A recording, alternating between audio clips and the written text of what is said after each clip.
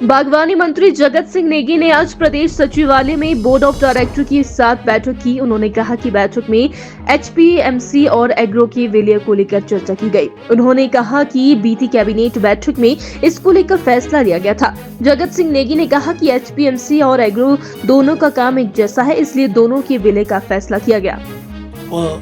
कि जो पिछली सरकार हिमाचल में रही, अगर उन्होंने वित्तीय प्रबंधन ठीक किया होता तो 75,000 करोड़ का कर्जा ये डबल इंजन की सरकार छोड़ के नहीं जाती। और 75,000 के ऊपर जो हमारे कर्मचारियों की जो देनदारी है, अगर उसको मिलाए तो 92,000 करोड़ रुपए का कर्जा जो है हिमाचल को छोड़ के गई है। तो ये बताया पहले नड्डा जी कि कितना बढ़िया वित्तीय प्रबंधन आपके डबल इंजन की सरकार की थी।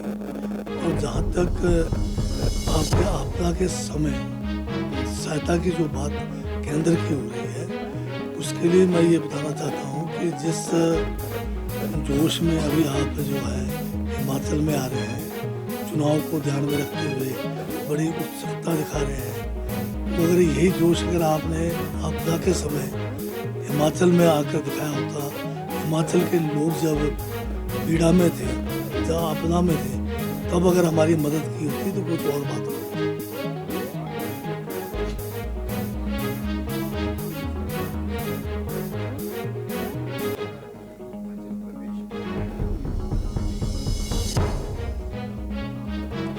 अब बात का बतंगड़ बनाना तो भाजपा वाले बखूबी जानते हैं। हिमाचल प्रदेश में या तो भाजपा के लोगों ने काले चश्मे पहन रखे हैं, या फिर जो इनका एक मतलब असली फॉर्मूला है कि एक बात को, एक झूठ को 1000 बार बोलो तो लोग उसको यकीन करने लगते हैं। हिमाचल में कांग्रेस की सरकार ने पहली गारंटी जो थी, बड़ी गारंटी थी, जिसमें बहुत ज़्यादा वित्तीय जो है धन की आवश्यकता थी, वो थी पुरानी पेंशन योजना को लागू करना। और पुरानी पेंशन योजना को पहली कैबिनेट में उसका जो है देने का फैसला लिया गया और पहले बजट में 1000 करोड़ रुपए का प्रावधान करके इस गारंटी को लागू किया गया। आज 1,30,000 कर्मचारी जो पुरानी पेंशन योजना से वंचित थे, उनके परिवारों में खुशी की लहर है, क्योंकि पेंशन पहुँचनी शुरू हो गई। तो ये गारंटी इनको दिखाई नहीं देता और लोगों को ये गुमराह करने पे तुले हुए हैं और ओपीएस के बारे में एक शब्द ये नहीं बोलते। और दूसरी गारंटी जो है रोजगार, अब हमने जो है केंद्र की बीजेपी की सरकार और प्रधानमंत्री जी के द्वारा 2-2 करोड़ नौकरी हर वर्ष देने का जो इन्होंने एक वादा किया था।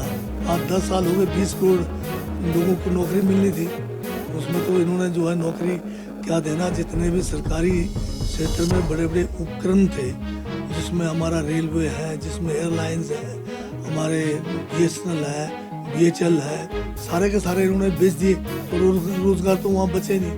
हमारी हिमाचल की सरकार ने अभी 20,000 के करीब नौकरियाँ जो है नौजवानों को देने के लिए सरकारी क्षेत्र में, जिसमें 6,000 तो हमारे जो है शिक्षा विभाग में इसकी शुरुआत भी हो गई है बैच वाइज। फिर हमारे जो है 5,000 वन मित्र लगने हैं, उसकी भी प्रक्रिया शुरू हो गई। इस तरह से हमारे 4,000 से ज़्यादा हमारे आईपीएच में, जिसको अब जल शक्ति नाम रखा गया है, इसकी भी भर्तियाँ शुरू होने वाली है। इसी तरह से 1200 जो है हमारे कंस्टेबल्स जो हैं, जिसमें 30% पुलिस कंस्टेबल, जिसमें 30% महिलाओं को आरक्षण रखा गया है, इसकी प्रक्रिया शुरू हो गई है। हमारे जो पटवारीज हैं राजस्व विभाग में, भाजपा ने अपने कार्यकाल में जो है पिछले कई सालों से इनकी भर्तियाँ नहीं की, जिस कारण आज राजस्व विभाग में कानून की जो है कमी है, पटवारियों की कमी है और इनकी ट्रेनिंग 2-2 साल की होती है पटवारियों की। तो ये जो पटवारी जो हमारे अभी 900 के करीब जो है हमारे पटवारी लगने वाले हैं, उसकी प्रक्रिया शुरू हो गई है। तो इसी तरह से हमारे बागवानी विभाग में एसडीओज और एचईज की पोस्टें किसी ज़माने से नहीं निकली, इन पोस्टों को भरने की प्रक्रिया शुरू होगी। तो अन्य विभागों में भी जो है प्रक्रिया जारी है। अभी हेल्थ में 1500 के करीब जो है अभी और जो है उनको तैनाती देने के लिए उसकी प्रक्रिया शुरू हो गई है। डॉक्टर्स का अलग है, टेक्नीशियंस का अलग है। तो हम अपने जो रोज़गार की गारंटी है उसको भी पूरा करने जा रहे हैं। महिलाओं को जो हमने गारंटी 1500 रुपये पर जो है मंथ 18 से 60 साल की आयु वर्ग के जिनको सरकार की तरफ से कोई जो है लाभ नहीं मिला है वो देना भी हमने शुरू जो है 15 अप्रैल 2023 को हिमाचल दिवस जो है माननीय मुख्यमंत्री जो है वहाँ पर इन्होंने शिरकत की स्टेट लेवल का काजा में और वहाँ घोषणा की कि हम इसको लागू कर रहे हैं और ये जनजातीय क्षेत्रों से इसको लागू करना शुरू भी कर दिया था। परंतु बीच में इतनी बड़ी प्राकृतिक आपदा आई जिस कारण हमें 4500 करोड़ का जो है अतिरिक्त भार जो है हमें आपदा से निपटने के लिए जो है अपने धन और संसाधनों को डालना पड़ा और केंद्र सरकार से महज जो है 12,000 करोड़ के एवज में केवल हमें 200 करोड़ अगस्त के महीने में मिला और अभी जो है बाकी 433 करोड़ जो है बाद में देने की इन्होंने घोषणा की थी जिसमें से केवल 397 करोड़ अभी हमारे पास आए हैं। तो केंद्र ने तो हमारे साथ जो है पक्षपात किया है, केंद्र ने हमारे साथ अन्याय किया है और मुसीबत के समय में हमारे प्रदेश के जो बेटे बनने का जो ये एक अभियान अभी नव वो कर रहे हैं तो इन लोगों ने हमें जो है कोई मदद नहीं की। प्रदेश सरकार किस तरह से तैयार इसको लेकर एक बैठक थी बोर्ड की। अब ये फैसला पिछले कैबिनेट में मार्च में लिया गया था कि एग्रो जो है इसको एसपीएम के साथ विलय करने का, क्योंकि एग्रो का काम भी एसपीएमसी जैसा ही है तो एक ही जैसा काम जो है अलग अलग दो जो है उपकरण ना करें, उसको एक के नीचे एक छत के नीचे लाके बेहतरीन संसाधनों का जो है इस्तेमाल किया जाए। तो बीओडी की ये बैठक थी जिसमें पहले भी प्रस्ताव पास हो चुका है कि इसको एसपीएमसी इसके साथ विलय किया जाए और बाकी जो इसमें ये भी फैसला लिया गया है कि इसमें जो प्रक्रिया है जो कंपनी बोर्ड के साथ आगे इसको बढ़ाना पड़ता है उस प्रक्रिया को हम जारी रखेंगे। उसके लिए जो एक फर्म होते हैं जो वकीलों की उसको भी हमने एंगेज कर लिया है ताकि वो जो है कंपनी बोर्ड में जाकर इस विलय के लिए जो भी कानूनी प्रक्रिया है उसको करें। तब तक ये भी हमने फैसला लिया है कि हम तब तक जो है एग्रो के जो कर्मचारी या जो भी इनका कारोबार है उसको एसपीएमसी के साथ मिलकर करेंगे।